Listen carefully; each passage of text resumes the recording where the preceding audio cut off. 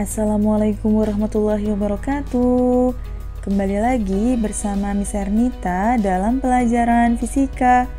Oke, pada kesempatan kali ini Miss Ernita akan melanjutkan bab kinematika gerak lurus, yaitu dalam hal ini GLB dan GLBB. GLB kita kenal dengan gerak lurus beraturan. Apa sih GLB? GLB adalah gerak suatu benda pada lintasan lurus dengan kecepatan tetap. Jadi kata kuncinya adalah lintasannya lurus dengan kecepatan tetap. Kalian perhatikan di sini ada 3 grafik. Grafik yang pertama adalah grafik kecepatan terhadap waktu. Karena V adalah simbol kecepatan dan T adalah simbol waktu, maka yang pertama kita sebut grafik kecepatan terhadap waktu. Bisa kalian perhatikan di sini, grafiknya lurus ya. Artinya, mau berapapun waktunya, kecepatannya sama. Jadi, kalau dari awal kecepatannya 40 km per jam, ya selalu 40 km per jam gitu ya, dalam waktu berapapun. Oke. Yang kedua adalah grafik jarak terhadap waktu, di mana jarak awalnya sama dengan 0. Karena S adalah simbol jarak atau perpindahan, T adalah simbol dari waktu, S0 adalah jarak awal. Karena jarak awalnya sama dengan 0, maka grafiknya dimulai dari titik 0 ya. Oke, jadi naik gitu ya. Yang ketiga adalah grafik jarak terhadap waktu, di mana jarak awalnya tidak sama dengan 0. Misalkan, jarak awalnya adalah 2 meter. Berarti dimulai dari titik 2 ya. Gitu. Mudah ya dipahami? Lanjut ke ciri-ciri GLB. Yang pertama, percepatannya pasti 0, berarti A-nya udah pasti 0. Yang kedua, kecepatannya konstan. Kayak tadi ya, berapapun waktunya, kecepatannya selalu sama. Misalkan, si A mengendarai motor dengan kecepatan 40 km per jam. Terus pakai 40 km per jam, artinya konstan. Yang ketiga, geraknya menempuh lintasan lurus secara teratur. Yang namanya gerak lurus beraturan, berarti lintasannya lurus. Sudah gitu harus teratur, gitu ya. Yang keempat, besarnya kecepatan sama dengan kelajuan. Dan besarnya perpindahan sama dengan jarak. Artinya dalam gerak lurus beraturan, kecepatan maupun kelajuan itu sama. Perpindahan juga jarak itu sama. Makanya kita rumuskan dengan V sama dengan S per T, di mana V sama dengan kecepatan, S sama dengan jarak, T sama dengan waktu. V bisa juga berlaku untuk kelajuan, S juga bisa berlaku untuk perpindahan gitu ya. V satuannya adalah meter per second, S satuannya adalah meter, T satuannya adalah second gitu ya. Oke, lanjut. Ini adalah contoh penerapan soal GLB, gerak lurus beraturan. Seperti ini soalnya, sebuah benda bergerak lurus beraturan dalam waktu 4 detik. Benda tersebut menempuh jarak 24 meter. Berapakah jarak yang ditempuh benda selama 6 detik? Karena di situ ada 2 waktu, yang pertama 4 detik, yang kedua 6 detik, maka kita anggap 4 second di sini adalah T1. 6 second di sini adalah T2. Pada saat 4 detik, jaraknya 24 meter, berarti T1-nya 4 second, S1-nya adalah 24 meter, berarti S2-nya berapa? Karena gerak lurus beraturan rumusnya adalah V sama dengan S per T, dan yang lengkap adalah T1 dan S1, maka tinggal dimasukkan saja rumusnya V sama dengan S1 per T1. S1-nya 24 meter, T1-nya 4 second, maka kita peroleh 6 meter per second gitu ya. Karena di GLB kecepatan atau V-nya konstan, artinya sama, maka kita bisa cari rumus S2 sama dengan V kali T2. Karena jaraknya yang kedua, berarti waktunya pakai waktu yang kedua gitu ya. Karena V-nya konstan, berarti kita masukkan 6 meter per second. Kali T yang kedua 6 second, maka hasilnya 36 meter. 6 kali 6 gitu ya. Oke, jika Miss Nita tulis kembali rumusnya seperti ini ya. V sama dengan S per T gitu ya. Biasanya kalian gunakan rumus segitiga dengan menggunakan rumus segitiga gini ya. Di sini V, di sini S, di sini T. V dengan T dikali S dengan V dibagi S dengan T dibagi gitu ya. Jika Miss Cita tanya rumus S, maka kalian tutup S-nya, yang terlihat adalah V dikali T gitu ya. Jika Miss Cita tanya rumus V, berarti kalian tutup V-nya, berarti tinggal S dibagi T gitu ya. Jika Miss Cita tanya rumus T waktu, berarti kalian tutup T-nya, yang muncul adalah S dibagi V. Mudah ya? Oke, lanjut. Masuk materi GLBB, gerak lurus berubah beraturan, yaitu gerak suatu benda pada lintasan garis lurus dengan percepatan tetap. Tahu ya bedanya? Kalau GLB V-nya tetap, kalau GLBB A-nya yang tetap. Coba kalian perhatikan di sini grafik percepatan terhadap waktu. Kenapa percepatan terhadap waktu? Karena A adalah simbol percepatan, T adalah simbol waktu. Kalian lihat di sini berapapun waktunya, A-nya selalu konstan atau sama. Kalau GLB, V-nya yang konstan atau sama, gitu ya. GLBB ada yang dipercepat, ada juga yang diperlambat. Kalau GLBB dipercepat, bernilai positif A-nya. Kalau GLBB diperlambat, A-nya bernilai negatif. Rumusnya sama, yang membedakan adalah tandanya. Kalau percepatan atau GLBB dipercepat, tandanya positif. Kalau GLBB diperlambat, tandanya negatif. Kalian harus hafal ketiga rumus ini ya. Dimana VT sama dengan V0 plus AT, S sama dengan V0 T plus setengah AT kuadrat, VT kuadrat sama dengan V0 kuadrat plus 2AS untuk dipercepat. Sedangkan untuk yang diperlambat, VT sama dengan V0 min AT, S sama dengan V0 T min setengah AT kuadrat, VT kuadrat sama dengan V0 kuadrat min 2AS untuk GLBB diperlambat. VT adalah kecepatan akhir. Satuannya adalah meter per second.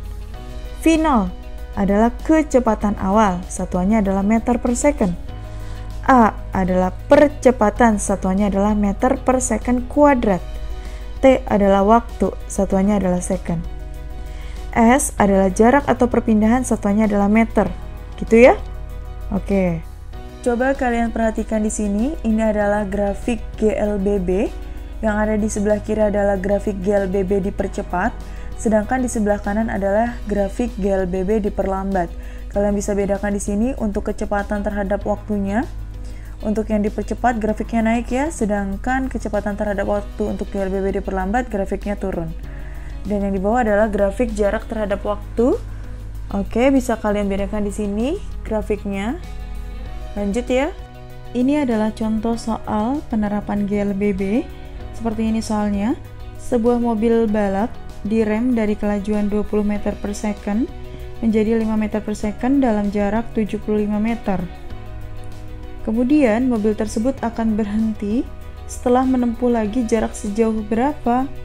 Oke, ketika kelajuannya 20 meter per second menjadi 5 meter per second, artinya mengalami penurunan ya.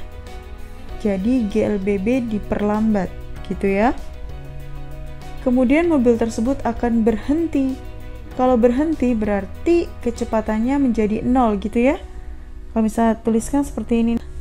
Yang pertama kelajuannya adalah 20 meter per second, kemudian menjadi 5 meter per second, lalu berhenti maka 0 ya.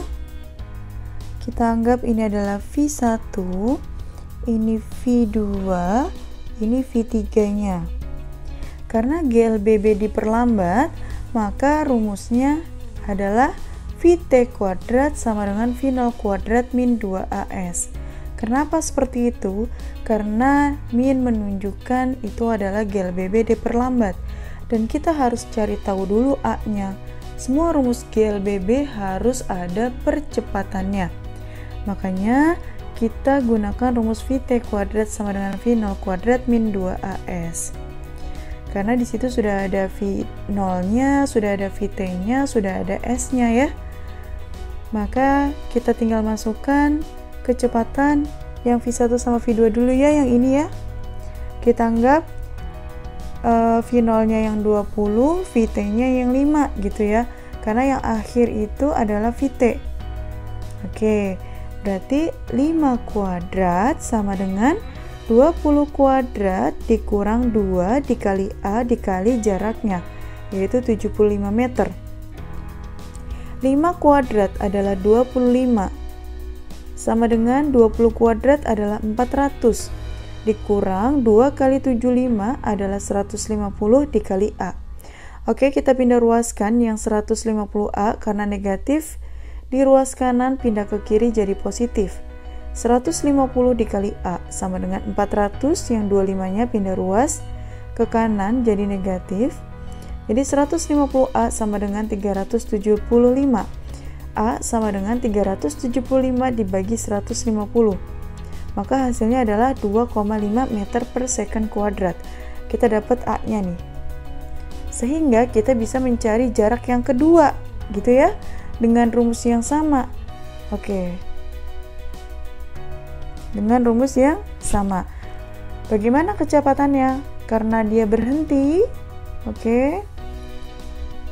Karena dia berhenti, maka kita gunakan kecepatan yang ini ya. Oke. Maka kita anggap V3-nya adalah Vt, V2-nya adalah V0, gitu ya. Maka Vt kuadrat sama dengan V0 kuadrat min 2AE. Karena mengalami perlambatan ya. Jadi kita masukkan angkanya 0 kuadrat sama dengan 5 kuadrat min 2 kali 2,5 dikali S jaraknya. Yaitu jarak yang kedua ya setelah mobil tersebut berhenti. 0 kuadrat adalah 0 sama dengan 5 kuadrat adalah 25 dikurang 2 kali 2,5 adalah 5 dikali S. Sehingga min 5 kali S pindah ruas ke kiri, yang tadinya negatif pindah ruas ke kiri. Jadinya positif ya, 5 dikali S sama dengan 25. Berarti S sama dengan 25 dibagi 5, hasilnya adalah 5 meter. Mudah ya? Oke. Kalian perhatikan di sini, ini adalah penerapan GLBB, gerak lurus berubah beraturan, dalam 3 peristiwa.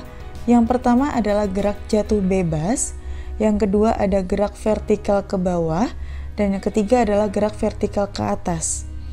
Dan ketiganya ini adalah mengacu pada gerak lurus berubah beraturan. Dengan ketiga rumus tersebut ya tentunya, kenapa mesti kita tulis di situ plus minus? Karena plus berlaku untuk GLBB dipercepat, minus berlaku untuk GLBB diperlambat. Jadi tergantung dengan peristiwanya. Yang pertama adalah gerak jatuh bebas. Yang namanya gerak jatuh bebas berarti V0-nya sama dengan 0, gitu ya. Karena tanpa kesengajaan maka V0-nya sama dengan 0 tanpa kecepatan awal, gitu ya. Dan percepatannya senilai dengan percepatan gravitasi. Karena senilai dengan percepatan gravitasi, kenapa? Karena arahnya ke bawah percepatannya. Jadi senilai ya dengan percepatan gravitasi. Maka Vt-nya kita bisa peroleh dengan V0 plus minus AT, kita rubah dengan karena V0-nya 0 tinggal Vt sama dengan Gt. G-nya adalah percepatan gravitasi. Lalu bagaimana dengan S sama dengan V0T plus minus setengah AT kuadrat? Karena S adalah jarak dan gerak jatuh bebas, jaraknya itu bergantung kepada ketinggian, atau S itu dalam gerak jatuh bebas adalah ketinggian, gitu ya. Karena jatuh gitu, karena berhubungan dengan ketinggian, maka H sama dengan setengah GT kuadrat. Karena V0-nya 0, berarti 0 dikali T, ya hasilnya 0. Maka tinggal setengah GT kuadrat, gitu ya. Lalu Vt kuadrat sama dengan V0 kuadrat plus minus 2AS. Oke. Karena V0-nya 0, maka tinggal Vt kuadrat sama dengan 2GH. Karena S tadi berkaitan dengan ketinggian ya, kalau jatuh gitu ya. Oke, lanjut ya. Kita ke gerak vertikal ke bawah, atau kita kenal dengan GVB. Kalau gerak jatuh bebas kita kenal dengan GJB, gerak vertikal ke bawah kita kenal dengan GVB. Kalau GVB, gerak vertikal ke bawah, berarti ada unsur kesengajaan, gitu ya. Kalau sengaja berarti ada kecepatan awal nih, karena V0-nya tentu tidak 0. Kalau tidak 0 berarti diikutsertakan nih V0-nya, gitu ya. A, karena ke bawah berarti searah dengan percepatan gravitasi, karena jatuhnya ke bawah searah dengan percepatan gravitasi, maka nilainya positif, gitu ya. Karena searah, maka Vt sama dengan V0 plus Gt, sedangkan S-nya diganti dengan H karena berkaitan dengan ketinggian. H sama dengan V0T plus setengah GT kuadrat. VT kuadrat sama dengan V0 kuadrat plus 2GH gitu ya. Lanjut ke gerak vertikal ke atas atau kita kenal dengan GVA. GVA V0-nya tidak sama dengan 0 gitu ya. A-nya sama dengan min G. Kenapa? Karena percepatannya berlawanan dengan arah gravitasi. Ketika kita melemparkan benda ke atas, itu artinya melawan gravitasi. Gravitasi kan arahnya ke bawah. Kalau GVA arahnya ke atas bendanya, berarti melawan gravitasi. Makanya A-nya kita ganti G dengan tanda minus karena berlawanan gitu ya. Sehingga VT sama dengan V0 min GT, H sama dengan V0 T min setengah GT kuadrat, VT kuadrat sama dengan V0 kuadrat min 2GH gitu ya. Oke, lanjut. Nah, ini adalah persamaan pada gerak vertikal ke atas atau GVA yang sangat penting kalian untuk pahami. Misalkan ada sebuah benda dilemparkan ke atas dengan kecepatan awal V0, kemudian di Vmax-nya 0. Kenapa? Karena benda ketika mencapai titik tertinggi, dia akan kembali lagi ke tanah. Jadi ada masanya benda itu akan kembali lagi jatuh. Itu artinya kecepatan tertingginya atau kecepatan maksimumnya adalah 0 gitu ya. Oke. Lalu kita dapat menentukan waktu mencapai ketinggian maksimumnya dengan rumus VT sama dengan V0 min GT. Ingat kenapa minus? Karena berlawanan dengan arah gravitasi gitu ya. Karena VT-nya 0 di titik maksimum, benda tidak mungkin tembus ke langit, pasti akan jatuh ke bawah gitu ya. Maka Vmax-nya 0 atau VT-nya sama dengan 0. Maka kita bisa cari seperti ini nih, VT sama dengan 0. Sehingga 0 sama dengan V0 min GT. Oke. GT-nya pindah ke kiri. Jadinya yang tadinya minus pindah ruas jadinya positif gitu ya. Jadinya gini ya. GT sama dengan V0 gitu ibaratnya. Sehingga T sama dengan V0 per G gitu ya. Oke, lanjut. Lalu bagaimana waktu selama benda di udara?